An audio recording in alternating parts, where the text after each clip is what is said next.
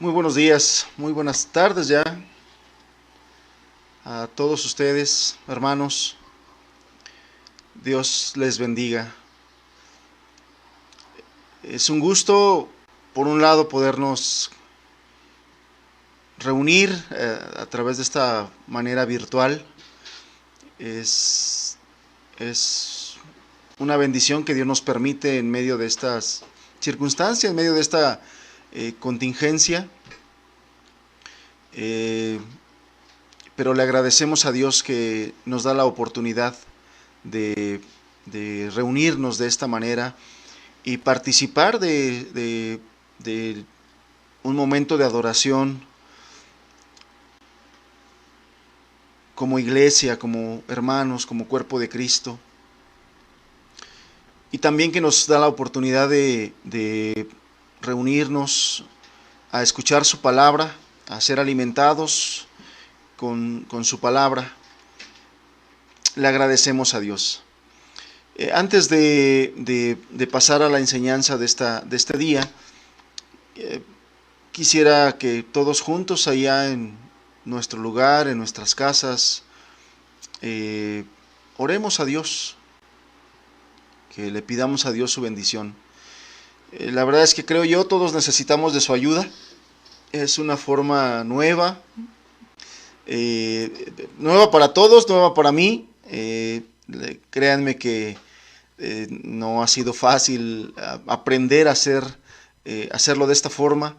Hay tantas cosas que se involucran, a lo mejor algunos tendrán más facilidad, pero a otros a lo mejor se nos complica un poquito más y necesitamos pedirle a Dios que nos ayude, no solamente a los que transmitimos desde acá, sino a todos los que están de aquel lado de la pantalla, en sus casas. No, seguramente tenemos que adaptarnos, ¿no? Con la ayuda de Dios adaptarnos, para no estarnos distrayendo, porque también puede ser que ustedes estén batallando, ¿no? En el hecho de, de, de no estar acostumbrados a estar un rato escuchando la enseñanza a través de un monitor. Y pueden venir distractores, pueden venir cosas que nos vengan a distraer, hermanos. Entonces necesitamos de la ayuda de Dios, necesitamos pedirle a Dios. Y yo le invito a que cerremos nuestros ojos un momento y hablemos con el Señor. Padre bendito, te agradecemos, Señor, esta oportunidad que tú nos das de poder estar juntos a través de este medio y así poder ser enseñados por ti a través de tu palabra. Señor, que tu Espíritu Santo, que es el que hace la obra, Señor, que es el que pone la palabra en el corazón y convierte, sea quien nos esté ayudando el día de hoy. Ayúdanos con tu Espíritu Santo, ayúdanos con tu palabra. Danos tu gracia, dame tu gracia a mí para hablar tu palabra, Señor, ayúdame, pero también da tu gracia a los que oyen, Señor, de tal manera en que todos podamos ser bendecidos. Nos ponemos en tus manos, Padre, y lo pedimos en el nombre de Cristo Jesús. Amén, Señor. Amén. Bien, el título de esta enseñanza, de este día, tiene que ver con la parte de la Escritura que vamos a estar estudiando, comentando. El título es: Si alguno tiene sed, venga a mí y beba. Vamos a estar estudiando esta parte del capítulo 7 de Juan, del Evangelio de Juan, y vamos a leer el versículo 37 y el versículo número 38. No. El versículo 37 y el versículo 38 de Juan capítulo 7. Dice así la Escritura: en el último y gran día de la fiesta, Jesús se puso en pie y alzó la voz diciendo: si alguno tiene sed, venga a mí y beba. El que cree en mí, como dice la Escritura, de su interior correrán ríos de agua viva. Lo volvemos a leer, verso 37 y verso 38. En el último y gran día de la fiesta, Jesús se puso en pie y alzó la voz diciendo: si alguno tiene sed, venga a mí y beba. El que cree en mí, como dice la Escritura, de su interior correrán ríos de agua viva. Bien, es importante, antes de profundizar en estos versículos, es importante que recordemos un poquito, porque a decir verdad, de la enseñanza de la semana pasada a esta, avancé varios versículos, varias cosas que sucedieron, por cuestiones de que, al propósito de los días que estábamos viviendo, a propósito de la Semana Santa y cosas que el Señor puso en mi corazón para hablarles, bueno, avancé. Pero es importante que recordemos qué es lo que estaba pasando. Si ustedes recuerdan, al inicio del capítulo número 7, el verso 1, inicia diciendo que los judíos querían matar a Jesús. El verso 5 dice que sus hermanos no creían en él. En eso basamos nuestra enseñanza de la semana pasada, hablando de cómo Jesús es la persona más rechazada de todos. Y no solamente en aquellos días, que Jesús estuvo en la tierra, sino a través de la historia y en nuestros días, Jesús sigue siendo la persona más rechazada de todos, ¿no? Veíamos en todos esos capítulos cómo la multitud estaba dividida, ¿no? Algunos pensaban que podía ser verdad lo que Jesús decía de sí mismo, sin embargo otros lo rechazaban, otros no querían recibir nada de sus enseñanzas ni de su palabra.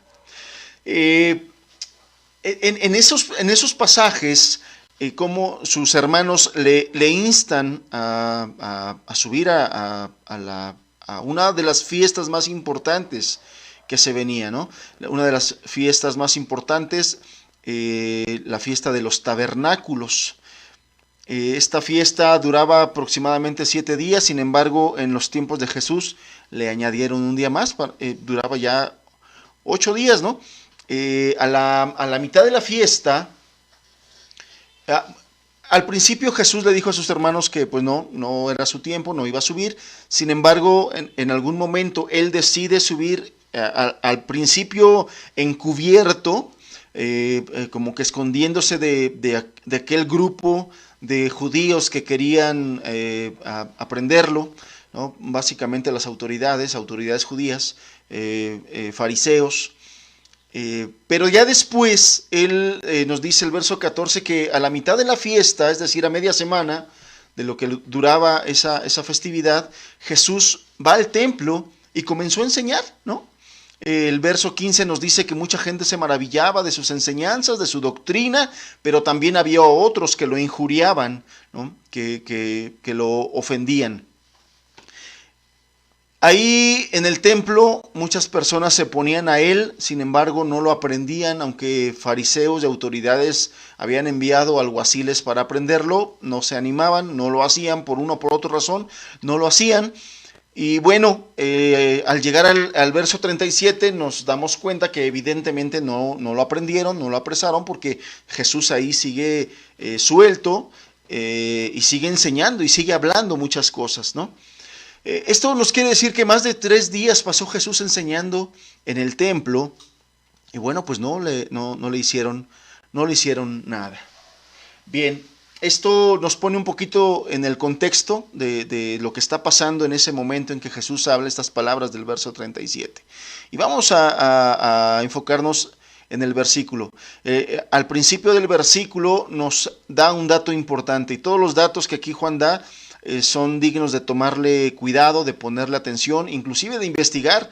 Les animamos a todos a que cuando tomen la Escritura, cuando abran la Biblia, profundicen en ella, no solamente hagan el hábito de leer de corrido, no solamente hagan una lectura mucho menos superficial, Les invitamos a que profundicen en la palabra de Dios, profundicen en las Escrituras, porque los datos que en la Biblia se nos da, recordemos que toda la Escritura es inspirada por Dios. Y si toda la Escritura es inspirada por Dios, entonces las cosas que están escritas aquí son importantes, ¿no? Entonces al principio del verso 37 se nos dice que era el último y gran día de la fiesta. Y de aquí quiero darle algunos datos importantes porque tienen que ver con lo que Jesús dijo después, ¿no? Estamos en la fiesta de los tabernáculos. Era la tercera de las 3 fiestas más importantes de los judíos.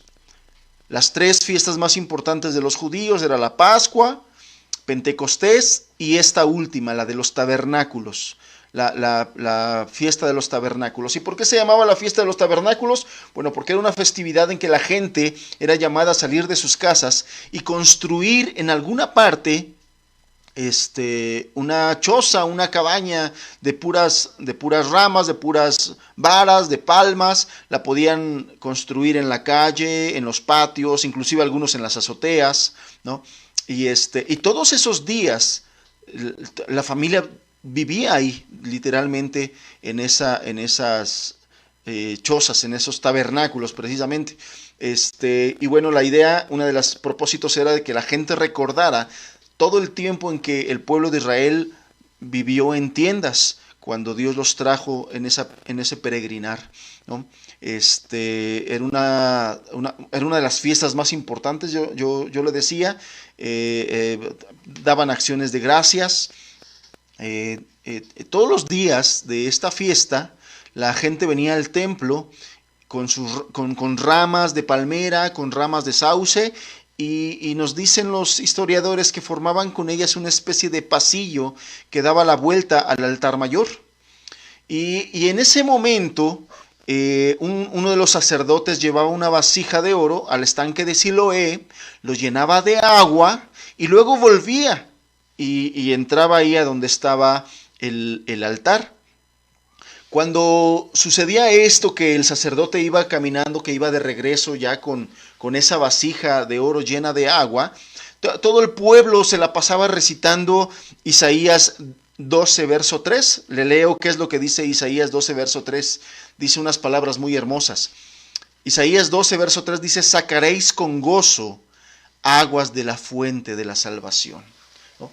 Entonces, imagínese usted a todo el pueblo congregado, todo el pueblo reunido. Realmente era una festividad muy solemne, donde toda la gente participaba, el sacerdote caminando, y en el momento en que derramaba, en el momento en que pasaba, escuchándose aquel pasaje de la Escritura: sacaréis con gozo aguas de la fuente de la salvación, haciendo una referencia preciosa, hermosa, acerca de la salvación que Dios ofrece, acerca de la salvación que Dios traería a través del Cristo, del Mesías. Y además lo hace con una referencia muy, muy hermosa. Dice: sacaréis con gozo. O sea, es algo glorioso, es algo hermoso. La salvación de Dios es algo hermoso, que tristemente solamente ese gozo lo pueden tener quienes han participado de esa salvación, quienes entienden esa salvación. El día de hoy, con tristeza, vemos que la mayoría de los seres humanos no entienden, no quieren entender qué es la salvación de Dios y que Dios la ofrece a los seres humanos. Bueno, una vez en el altar, el sacerdote derramaba esa agua como una ofrenda. Y cuando estaba el sacerdote derramando esa agua, todos los levitas allá alrededor estaban entonando salmos, cantando salmos que hacían alusión a todo esto. Toda esta ceremonia dramática era una acción de gracias a Dios. Ellos a través de esta ceremonia, ellos agradecían a Dios por el don del agua, y también era una oración por la lluvia y un recuerdo de cuando salió agua de la roca, cuando el pueblo estaba en el desierto. Entonces, todo tiene un simbolismo, todo tiene un propósito histórico, ¿sí? Un propósito espiritual, ¿sí? Y era una de las ceremonias, yo le recuerdo, una de las ceremonias más importantes. Los judíos estaban obligados a participar de esta fiesta, inclusive los que vivían fuera de la ciudad estaban obligados a venir al lugar donde estaba celebrándose la fiesta. Era algo muy emotivo para todas las personas, muy importante. Estaba congregado ahí. Y el último día de la fiesta era especialmente impresionante porque en ese día se daban 7 vueltas al altar en memoria de la marcha de las 7 vueltas alrededor de las murallas de Jericó. Seguramente usted conoce la historia. Todo esto se recordaba en esa celebración. Toda la gente participaba de eso. Para ellos era muy emotivo recordar todas esas cosas. Aunque tenían presente las cuestiones históricas, parecía ser que las cuestiones espirituales o las implicaciones espirituales no las entendían, no las conocían, no querían tenerlas presentes. Ellos estaban acostumbrados a sus rituales. Ellos hacían esto con un celo ritual, con un celo religioso, pero parecía ser que no entendían el significado espiritual, que no entendían la figura, que no entendían lo que Dios a través de todo ello quería hablarles al corazón, quería hablarle a cada una de ellas personas. Imagínense, estar recitando versículos como el de Isaías: sacaréis con gozo aguas de las fuentes de la salvación. Dios quería recordarles algo, Dios quería hablarles algo, pero para las personas era solamente un rito religioso. Y seguramente Jesús miró todo eso, no solamente físicamente, no solamente vio a la gente metida en un ritual, sino seguramente Jesús, que es Dios, miró lo que estaba pasando en el corazón. El corazón de ese pueblo estaba alejado de Dios. Aunque estaban recitando versículos, aunque estaban cantando salmos, el corazón de ese pueblo estaba alejado de Dios. No quería una verdadera relación con Dios. Ellos estaban acostumbrados y estaban satisfechos con su vida religiosa. Ellos estaban satisfechos con sus rituales, con sus ceremonias, con sus festividades. Estaban satisfechos con eso. De tal manera que es en ese momento precisamente, trate usted de imaginarlo, trate usted de ponerse en la escena, y es en ese momento, quizá, no podemos tener la certeza, pero quizás en el momento en que esa agua estaba siendo derramada y la gente estaba en esa algarabía, Jesús se pone en pie y alza la voz diciendo: si alguno tiene sed, venga a mí y beba.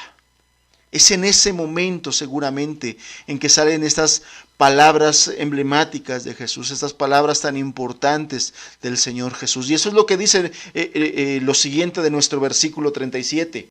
En el último y gran día de la fiesta, Jesús se puso en pie y alzó la voz. Fíjese cómo Juan, el Espíritu Santo que inspiró a Juan, no quiso dejar pasar detalles. Nos dice que Jesús tuvo que ponerse en pie y alzó la voz. No quiso hacerlo sentado. No quiso hacerlo despacio. No quiso hacerlo quedito. ¿Qué habrá visto el Señor en todos esos días? Porque recuerde usted que el Señor estuvo en medio de esa gente, de alguna manera interactuando con las personas, enseñaba en el templo. ¿Qué veía Jesús cuando Él enseñaba? Todos los que por la gracia de Dios se nos ha permitido y se nos ha llamado a compartir la palabra, cuando lo hacemos enfrente, desde el púlpito, es muy particular cómo los que estamos ahí podemos darnos cuenta del tipo de auditorio que tenemos. Y siendo que nosotros somos humanos y que no miramos el corazón, pero podemos ver muchas cosas.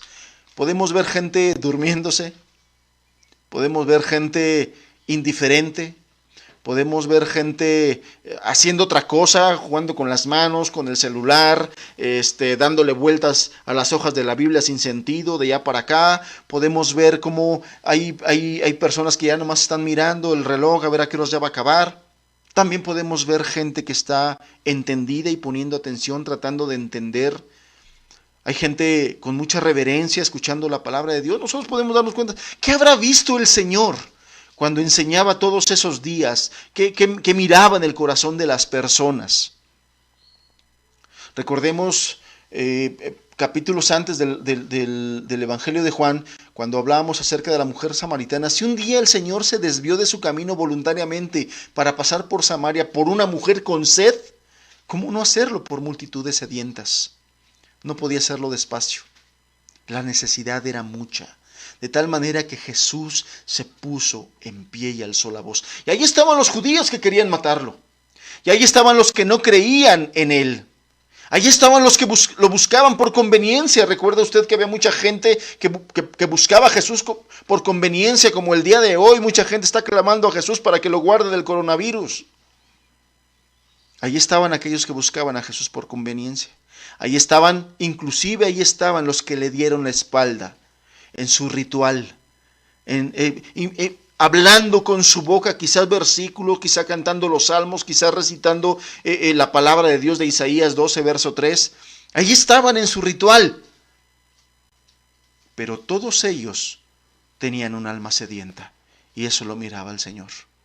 Y eso lo miraba el Señor, de tal manera que no pudo quedarse sentado, de tal manera que no pudo decir lo que dito. Él tuvo que ponerse en pie y alzó la voz. Y una vez que alzó la voz dijo, dice el verso 37, si alguno tiene sed, venga a mí y beba.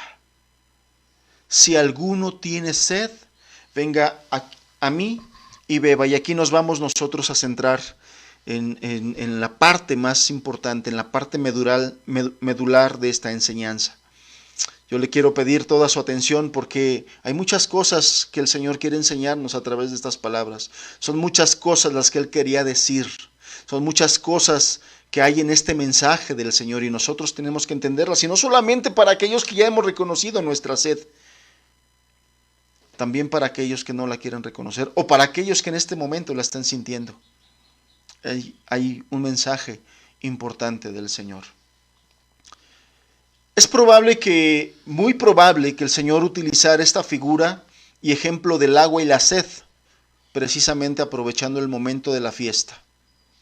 Precisamente en esa fiesta donde se daba gracias por el agua, donde se daba gracias por la lluvia o se oraba por la lluvia para tener una buena cosecha, donde la figura del agua, el simbolismo era muy importante, ya le decía yo, todos los días se hacía esta parte de que el sacerdote pasaba, iba, llenaba el cántaro de oro en el estanque de Siloé, regresaba y pasaba por en medio de ese pasillo que formaban las personas con sus palmas, con sus ramas, y que se recitaba ese pasaje, eran todos los días. Entonces la figura del agua era un elemento muy importante de aquella festividad.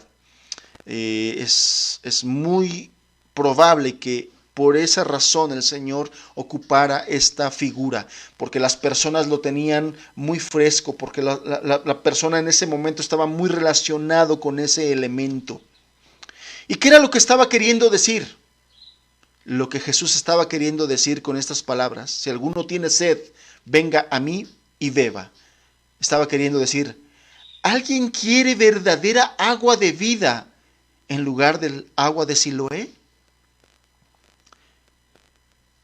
Lo que estaba queriendo decir el Señor es mejor saciar la necesidad espiritual de aguas de vida en las almas sedientas que solamente saciar la sed de la boca en el desierto. Él estaba atrayendo la atención de algo material, de algo terrenal, de una sed terrenal, de una sed material, a una sed espiritual, que es lo que realmente le interesa a Dios saciar de las personas. Él está interesado, Él es especialista en saciar la sed espiritual de las personas.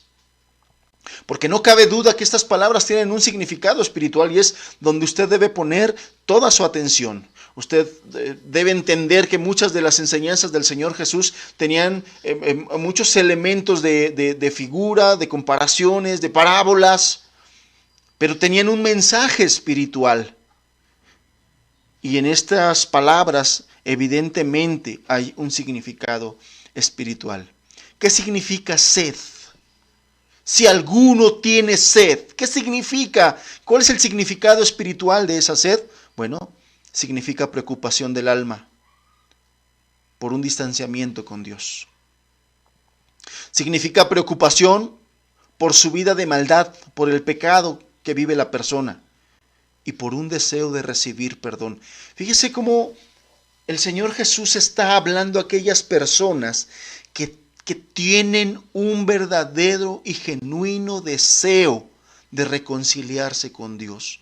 Un verdadero y genuino deseo de tener una relación con Dios. Una necesidad genuina y verdadera de que sus pecados sean perdonados. Seguramente él estaba mirando gente sincera en ese lugar, porque para ellos fue la palabra. Si alguno tiene sed, si alguno tiene esta necesidad de reconciliarse con Dios. El salmista David, haciendo un símil de su necesidad de Dios, decía estas palabras: como el ciervo busca por las corrientes de agua, así mi alma clama por ti. Por el Dios verdadero, por el Dios vivo. Jesús estaba haciendo ese símil. Sed, en estas palabras de Jesús, significa tristeza sin Dios.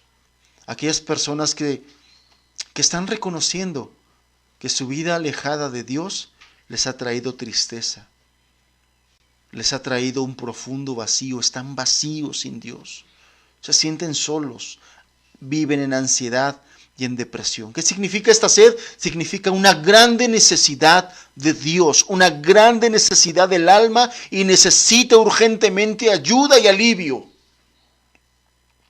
Esto es lo que significaba. Esto es lo que estaba gritando el Señor Jesús en medio de todas esas personas que seguro las veía ahí, a lo mejor en la algarabía, a lo mejor algunas muy con muchas emociones, pero él sabía que esa agua que el sacerdote estaba derramando no podía saciar verdaderamente su necesidad, y por eso se paró, y por eso se levantó, y por eso gritó, y por eso se dirigió a las personas y les dijo: ¿tienes sed? ¿Hay alguno de aquí que tenga sed? Que tenga una verdadera necesidad de Dios, que reconozca que tiene una verdadera necesidad con Dios. Le estaba hablando a todos aquellos que en ese momento estaban reconociendo su verdadera necesidad con Dios, de Dios. ¿Quiénes pueden tener esa sed? Estamos leyendo esta parte donde Jesús estaba mirando a muchas personas. Había muchísima gente ahí. Y seguramente estaba viendo a todas ellas vacías. En un ritual religioso, en una ceremonia, en una festividad muy importante religiosa, espiritual supuestamente, ¿no? Porque tenía que ver con Dios, porque tenía que ver con cosas que Dios había hecho, porque supuestamente era acordarse de Dios y era orar a Dios y era agradecer a Dios, pero había mucha gente con mucha necesidad. Había mucha gente con una grande necesidad de Dios. Fíjese que hoy precisamente estamos, hoy actualmente me refiero, estamos actualmente en la parte final de una de las celebraciones más importantes de la era cristiana, lo que conocemos como la Semana Santa, ¿no? O lo que se conoce como la Pascua, donde se supone que los seres humanos recordamos a Jesús y lo que hizo por nosotros, por la humanidad. Sin embargo, en términos generales, no pasa de ser una festividad hueca y sin poder, tal como sucedió en aquella fiesta de los tabernáculos. En aquella fiesta de los tabernáculos, mucha gente congregada, mucha gente con alegría, no digo yo, con alegría por su festividad. Pero pero con una profunda necesidad de Dios. La mayoría de esa gente no tenía una vida espiritual. La mayoría de esa gente no tenía un genuino compañerismo o comunión con Dios. No la tenía. La mayoría de esa gente no tenía una vida espiritual. Estaban muertos en sus delitos y pecados. Así el día de hoy, en nuestra Semana Santa. Vemos en otros años, hoy por la contingencia, en muchos lugares donde se hace, no se hizo, y en muchos lugares donde acude mucha gente, no acudió tanta. Sin embargo, hay lugares donde sí se hizo, donde sí se llevó a cabo. Pero vemos el mismo patrón. Mucha gente hablando de Dios, recordando a Jesús, entre comillas lo digo, pero con una grande necesidad espiritual. La mayoría de ellos, ese recordar a Dios, recordar a Jesús, no les ha traído una transformación a su vida, no les ha traído perdón de pecados, no les ha traído salvación, no les ha traído una transformación, no les ha traído una conversión, no les ha aprovechado participar de todas estas cosas. Inclusive podemos decir que muchos hoy están haciendo y usando toda este viacrucis de Jesús, todas estas representaciones o recuerdo del sufrimiento de Cristo como un amuleto contra el coronavirus. Así está de ciega nuestra sociedad con las cosas espirituales. Así está de moribunda nuestra sociedad de las cosas espirituales. Usaron la representación del sacrificio de Cristo como un amuleto contra el coronavirus y la pandemia en que estamos viviendo. Nuestra sociedad está ciega. Nuestra sociedad se da cuenta de que lo que hizo Jesús en la cruz no es para librarte de una enfermedad, es para librarte de aquel mal eterno que ha condenado tu alma a la condenación eterna, que se llama pecado, que la Biblia le llama pecado, que la Biblia le llama maldad, que es muerte. Hoy hay muchos con sed. Lo más trágico es que la mayoría no reconocen su sed en esos términos, en términos de una necesidad espiritual, de una necesidad de mi alma, de una necesidad de Dios. No lo reconocen en esos términos. Reconocen que tienen problemas, que tienen miedos, reconocen que no son felices, reconocen que tienen pensamientos de suicidio, pero no quieren reconocer la necesidad de su alma ni la necesidad que tienen de Dios. Y este era el clamor de Jesús. Y este es el clamor de Jesús. Y este debería ser el clamor de la iglesia. Si alguno tiene sed, venga a Cristo. Porque hay gente sedienta, hay gente muriendo de sed espiritual. Pero toda esta gente no quiere reconocer esa necesidad en términos de necesidad espiritual, en términos de necesidad de Dios. No la quiere reconocer. Yo le decía yo hace 8 días, la mayoría de la gente, de esta gente necesitada, de esta gente esclavizada, de esta gente triste, de esta gente sola, de esta gente depresiva, de esta gente esclava de sus pecados, no quieren reconocer a Jesús, lo rechazan. Lo rechazan. Por desgracia, son muy pocos los que conocen esa sed. Los que reconocen esa sed. Yo le decía, hay muchos con una necesidad grande de Dios, pero son pocos los que conocen esa sed. Todo el mundo debería de sentirla, y lo haría si no estuvieran tan endurecidos en sus corazones. Si fueran más sabios, reconocerían, sentirían esa sed espiritual, esa necesidad. Sin embargo, siendo criaturas pecadoras, mortales y moribundos como somos todos nosotros, con almas que un día han de ser juzgadas y pasarán el resto de la eternidad en el cielo o en el infierno, no debería de haber ningún hombre o mujer sobre la tierra que no tenga sed del perdón de Dios y la salvación. No debería de haber ningún hombre, ninguna mujer, ningún joven, ningún anciano, que hoy son los que están más en riesgo. Y que según las estadísticas son los que están muriendo. Y muchos de esos que están muriendo el día de hoy están pasando a la eternidad como enemigos de Dios. Están pasando como enemigos de Dios. Pasarán el resto de la eternidad. Nosotros en esta tierra habemos hombres y mujeres que pasaremos el resto de la eternidad en el cielo o en el infierno. Y por esa razón no debería de haber ningún hombre o mujer sobre la tierra que no tenga sed del perdón de Dios, de la salvación. Pero son pocos los que conocen esa sed. Son pocos. Con tristeza vemos, lamentando, vemos que hoy la mayoría de las personas tienen sed de todo, menos de Dios y de su salvación. Tienen sed de todo, menos de Dios y de su salvación.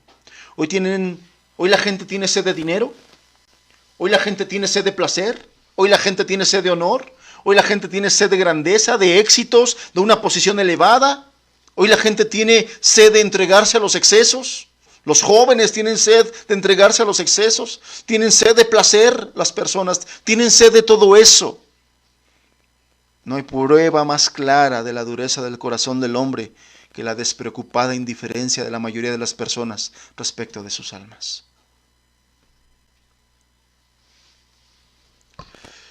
Particularmente en estos días, en estas circunstancias, esto es muy claro.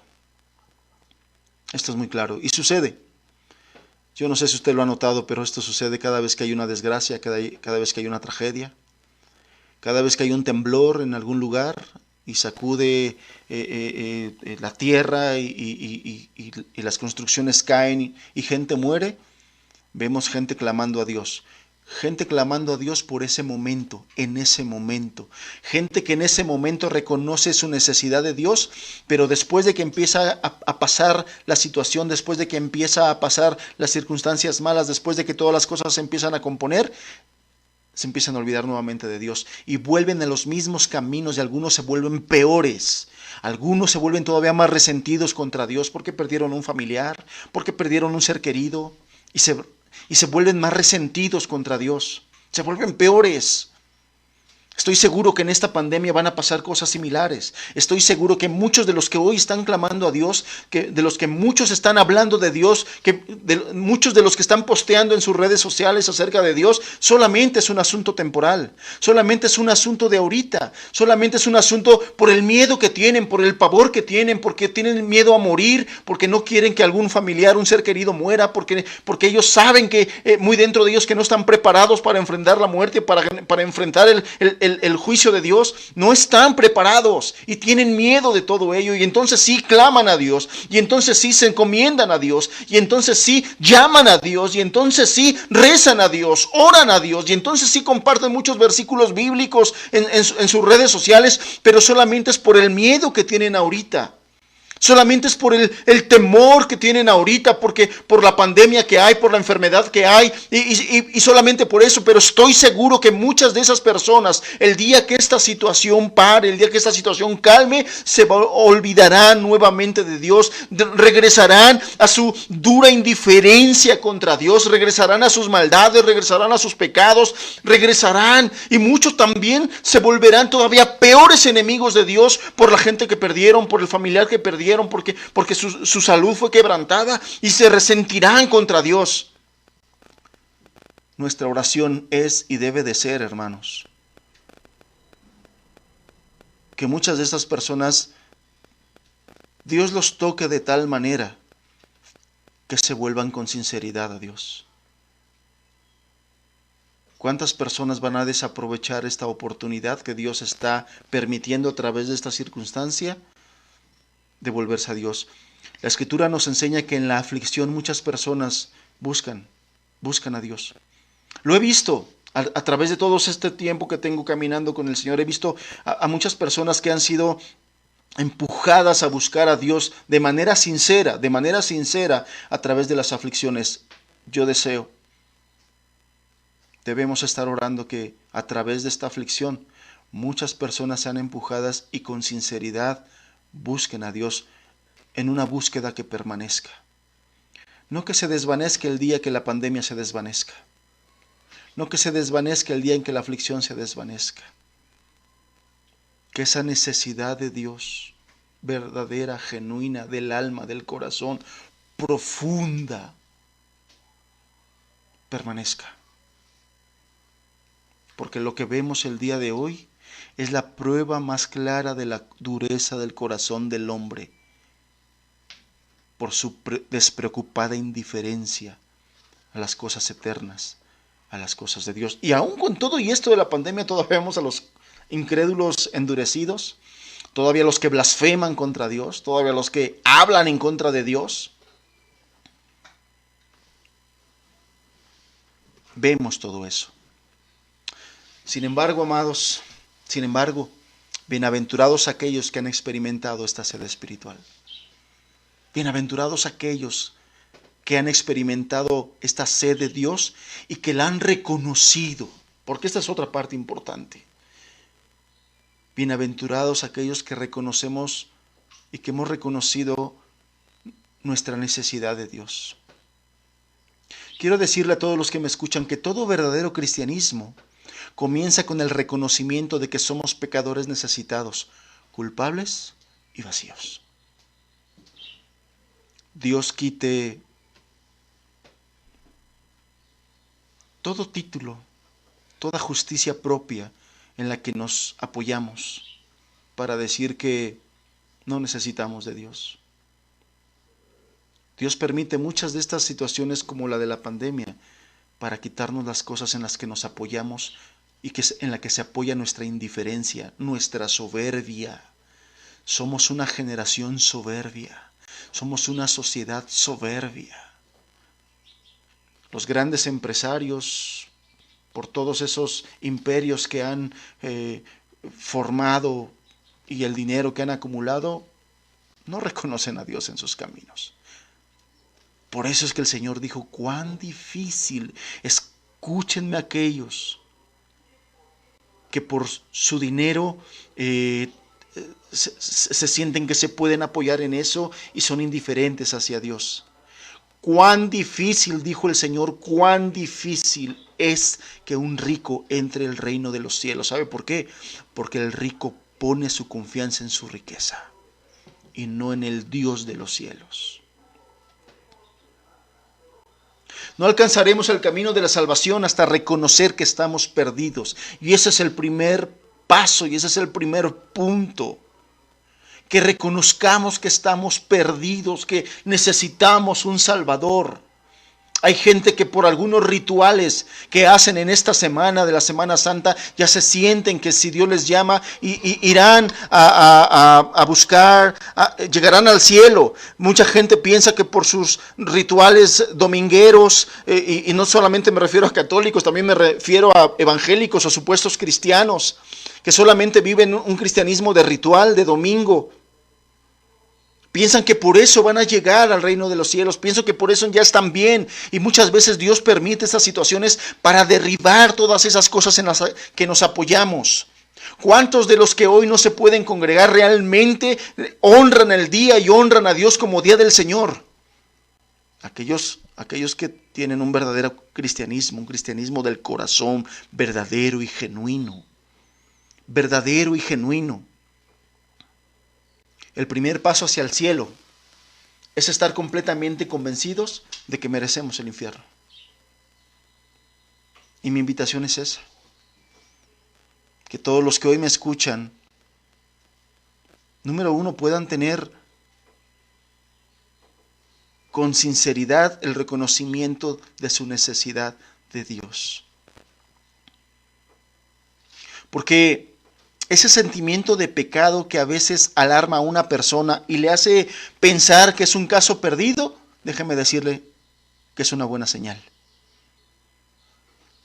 Cuando una persona está afligida por sus pecados, cuando una persona está afligida por su enemistad con Dios, por su nula relación con Dios, déjeme decir una cosa, eso es una evidencia de vida espiritual.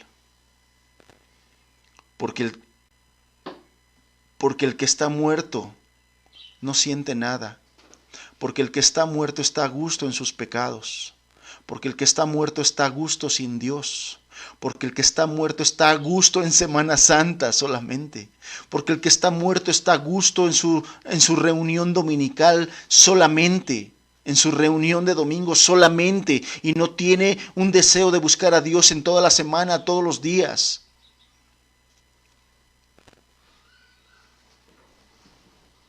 El sentir pesar por nuestros pecados quiere decir que el Espíritu Santo está obrando.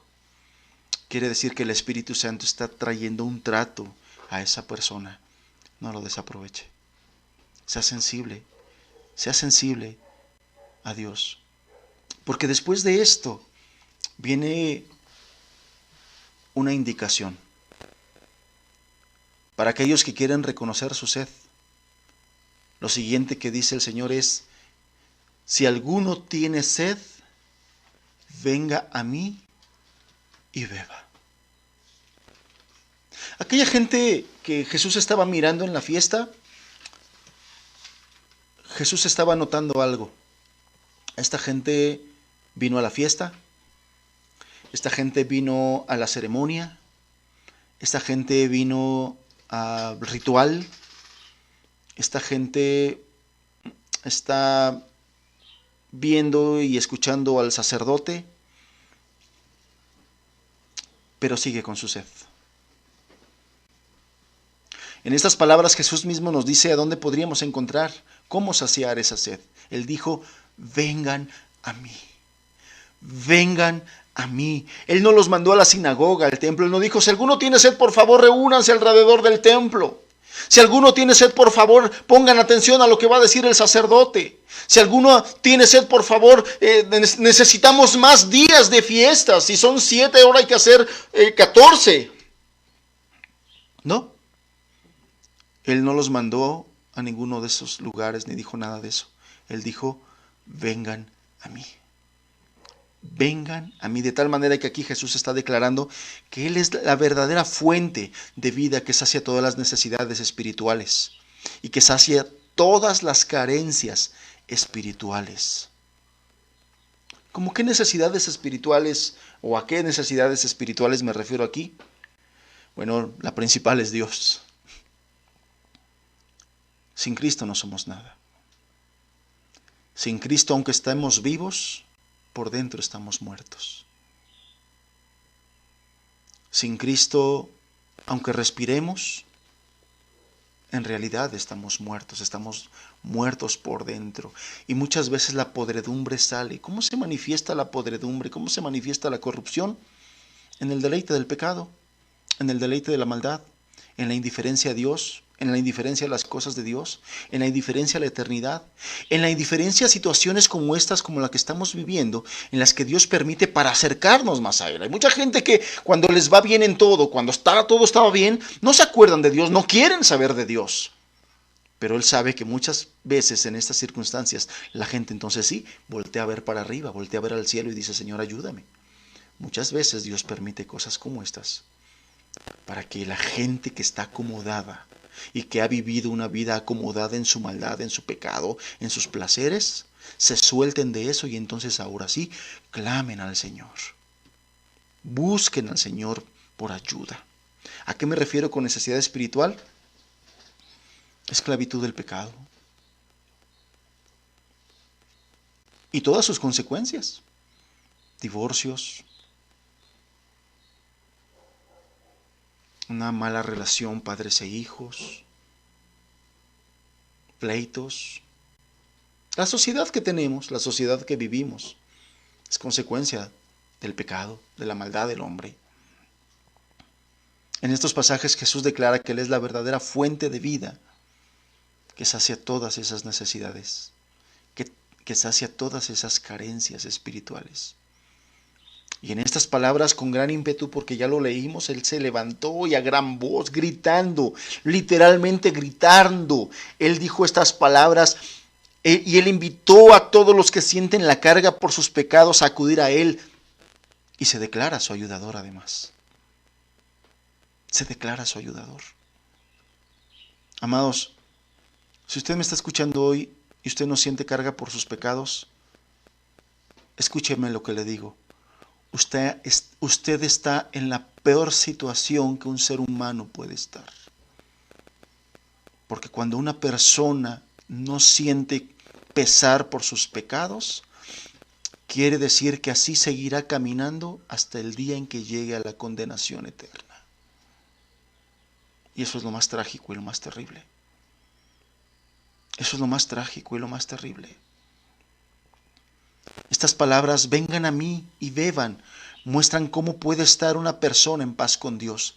Esto es la forma en que Jesús está diciendo la manera en que una persona puede estar en paz con Dios, en paz consigo mismo. Una conciencia en paz, una conciencia tranquila. Muestra esa paz que se obtiene confiando en Cristo como su mediador y sustituto. Porque venir a Cristo significa confiar en Él. ¿Sí? Así de sencillo. Y usted podrá decir, ¿algo tan sencillo puede arreglar algo tan grande? Por supuesto que sí. Porque muchas personas preguntarán y dirán, bueno, ¿qué tengo que hacer para ir a Jesús? Venir a Cristo es confiar en Él. Y la Biblia nos enseña cómo debemos confiar en Él. Porque no solamente es decir, sí, yo confío en Dios. No solamente es abrir nuestra boca, pronunciar unas palabras que digan, yo confío en Dios, yo confío en Jesús. No, todo eso debe estar respaldado por algo que está sucediendo aquí adentro, algo de nuestra persona. Confiar en Jesús primeramente tiene que estar respaldado por una vida que reconoce, como ya lo vimos, su necesidad espiritual. Y parte de reconocer la necesidad espiritual, ya lo vimos, es reconocer que estoy perdido. Es reconocer que he pecado. Es reconocer que voy camino al infierno. Es reconocer que he ofendido a Dios. Es reconocer que he pecado contra Dios. Es reconocer que he hecho todo lo contrario a la voluntad de Dios. Es reconocer todo eso. Eso es confiar, eso implica confiar en Él.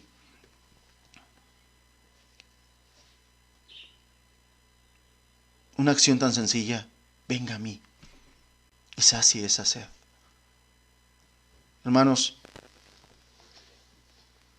no hay nada más hermoso y nada más glorioso y nada más bienaventurado que un ser humano perdido, pecador, malvado, venga a Cristo por la fe y su sed sea saciada. Su necesidad espiritual sea saciada. Esta sociedad en la que vivimos se ha encargado de promover la vida terrenal y hacer a un lado la vida espiritual.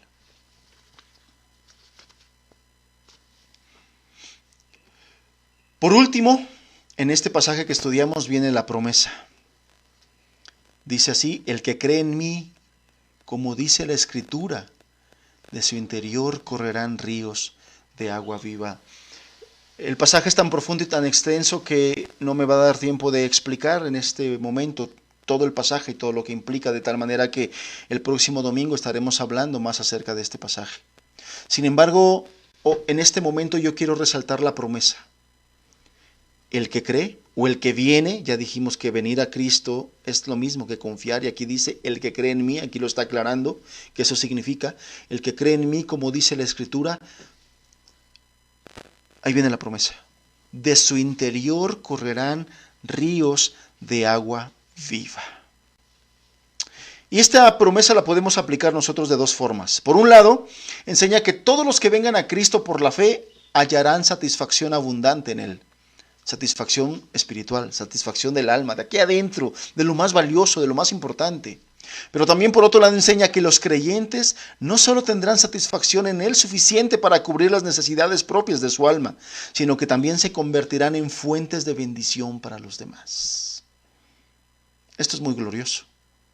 Esto es muy hermoso. Y bueno, antes de terminar quiero puntualizarlo y tener una aplicación práctica.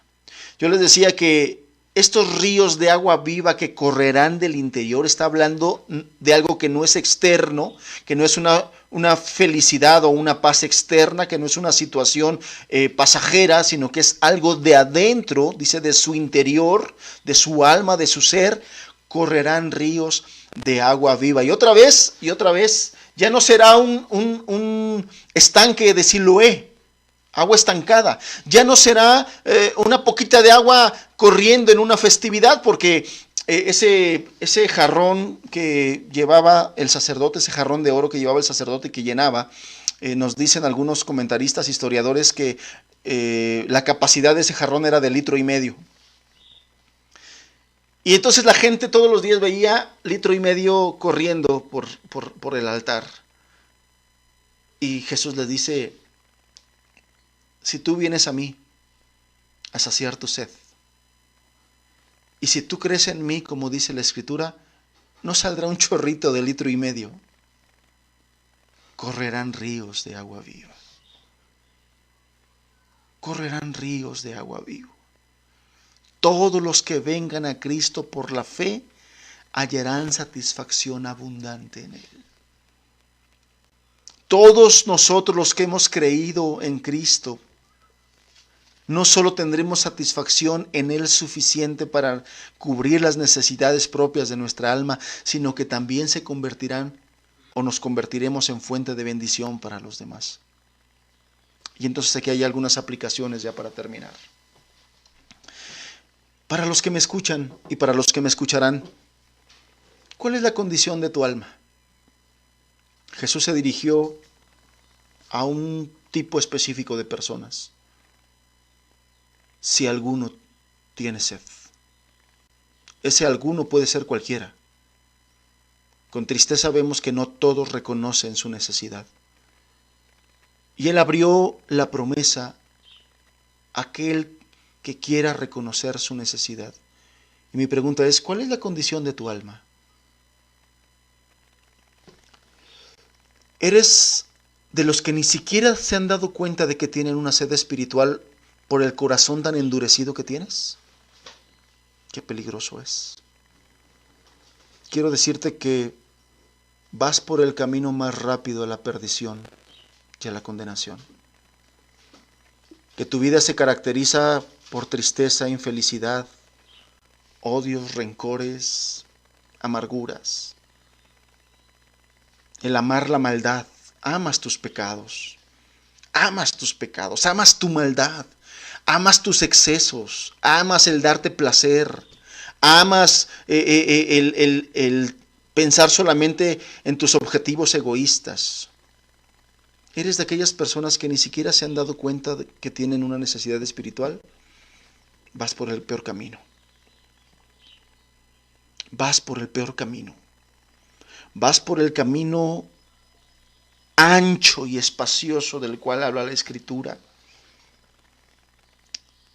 Y si el Señor te llama en esa condición, tú estarás perdido por la eternidad. Tú estarás perdido por la eternidad. ¿Cuál es tu condición del alma?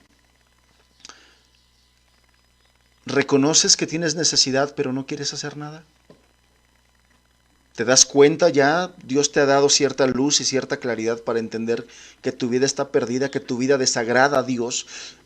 Todos los días que te levantas, tu vida desagrada a Dios porque eres un enemigo de Dios, porque en tus caminos no consideras a Dios. Pero de alguna manera reconoces que estás mal. De alguna manera reconoces que por la luz que Dios te ha permitido de su palabra, o por las cosas que Dios te ha hablado en tu mente y en tu corazón, reconoces que estás mal, reconoces que tienes que venir a ponerte a cuenta de Dios, pero no has querido. No quieres. Porque sigues amando tu pecado, porque sigues amando este mundo. No desaproveches la oportunidad que Dios te da. Porque el hecho de reconocer, el hecho de saber que tienes una necesidad espiritual, déjame decirte una cosa, es obra de Dios. Dios ha hecho que su Espíritu Santo te sensibilice de tal manera, despierte tu alma, sensibilice tu corazón endurecido por tu pecado y puedas entender: necesito a Dios. Eso solamente lo hace Dios.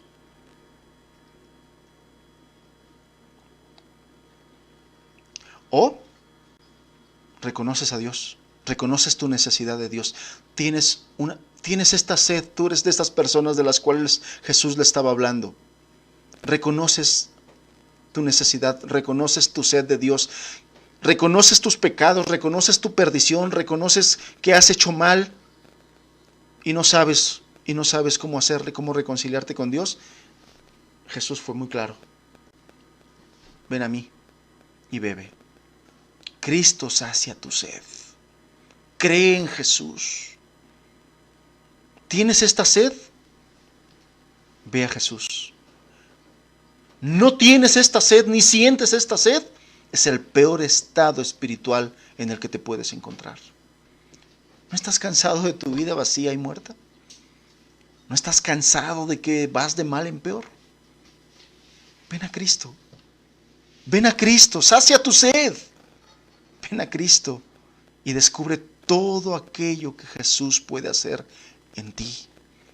Y descubre maravillándote todas las cosas que Dios puede hacer en ti, cambiar en ti. Él te puede hacer, como cantamos en un principio, una nueva criatura. Ven a Cristo. Finalmente también tiene un pasaje, este pasaje tiene una aplicación para nosotros los cristianos, hermanos. Porque nosotros estamos diciendo, nosotros estamos comunicando que nosotros sí hemos creído, que nosotros ya reconocimos nuestra sed, que nosotros ya reconocimos nuestra necesidad espiritual y que nosotros ya fuimos a Cristo y que ya bebimos de esa agua. Y la Escritura dice aquí, Jesús está diciendo que todo aquel que bebe de esta agua, que todo aquel que cree en Él, como dice la Escritura, de su interior correrán ríos de agua viva. Este pasaje, Jesús está diciendo en este pasaje que ya en nosotros ya está sucediendo eso. Muchos de nosotros decimos que ya hemos venido a Cristo, que hemos creído. Y la pregunta es, ¿de nuestro interior están corriendo esos ríos de agua viva? ¿Nuestra necesidad espiritual está saciada? ¿O buscamos saciarla día con día? ¿Ya nos convertimos en fuentes de agua que pueden bendecir a otros? ¿O es nuestra vida una vida religiosa meramente como en la fiesta de los tabernáculos? ¿O somos como aquellos que sí recitamos Isaías 12, verso 3, ¿no? Sacaréis con gozo aguas de la fuente de la salvación, pero es un conocimiento intelectual, no hay algo de profundidad. ¿Cómo está nuestra vida, hermanos? Jesús prometió aquí que de nuestro interior correrían ríos de agua viva. Es una promesa. Es una promesa. Es algo que Jesús está diciendo que Él haría si nosotros creemos en Él. Si hemos creído en Él, hermanos, busquemos esa vida. Vayamos por esa vida. Vayamos por esa forma de vida que representa esos ríos de agua viva fluyendo de nuestro interior. ¿Es Cristo nuestro todo? ¿Es Cristo nuestro contentamiento? ¿O estamos nosotros muriendo cada vez más a nosotros mismos o estamos cada vez más arraigados a este mundo? Amados, es tiempo de meditar. Es tiempo de reflexionar. Si vives igual de temeroso que este mundo ante esta pandemia, déjame decirte una cosa, de tu interior no están fluyendo ríos de agua viva. Si tienes los mismos miedos que los incrédulos, si tienes los mismos miedos y los mismos temores que la gente sin Dios, si tienes los mismos temores y los mismos terrores, si tienes el mismo miedo de enfermar, si tienes el mismo miedo de morir, déjame decirte una cosa, de tu interior no están fluyendo esos ríos de agua viva. Porque si nosotros los cristianos, el Señor permite que muramos por coronavirus, solamente será el hecho que nos dé el paso a nuestra vida verdadera. Si tú estás sufriendo de la misma manera que sufre aquel que no tiene esperanza porque no conoce a Dios, hay algo que está pasando dentro de ti. Algo está sucediendo que no es normal para los que hemos creído en Jesús, porque Jesús dijo y su palabra es verdadera. Si crees, aquel que cree en mí, como dice la Escritura, de su interior correrán ríos de agua viva. Hermanos, meditemos. Hermanos, busquemos a Dios. Busquemos estos ríos de agua viva. ¿Es posible? Por supuesto, Jesús lo dijo. Y Jesús no miente, y Jesús no falla. Su doctrina es verdadera. busquemos a Jesús. Esto es lo que yo quería compartirles a través de este pasaje. Y como les dije, hay muchas cosas más que hay que hablar, que son cosas que estaremos hablando el próximo domingo. Yo les invito a que nos sigan en la transmisión. Quiero avisarles que ya el próximo domingo estaremos iniciando a las 11 de la mañana. Por favor, alístense. A las 11 de la mañana estaremos iniciando. En esta ocasión, 2 domingos hemos iniciado 11:30, pero a partir de la próxima semana estaremos iniciando a las 11 de la mañana, por favor, para que todos estemos pendientes y estemos orando. ¿Cuál es la condición de nuestra alma? ¿Están fluyendo ríos de agua viva de nuestro interior por haber creído en Cristo? Si no es así, ¿qué está fluyendo de ti? Jesús nos hace la invitación. Él es el que puede saciar nuestra sed. Él se ofrece como nuestro ayudador. Que Dios los bendiga. Que tengan muy buena tarde. Hasta pronto.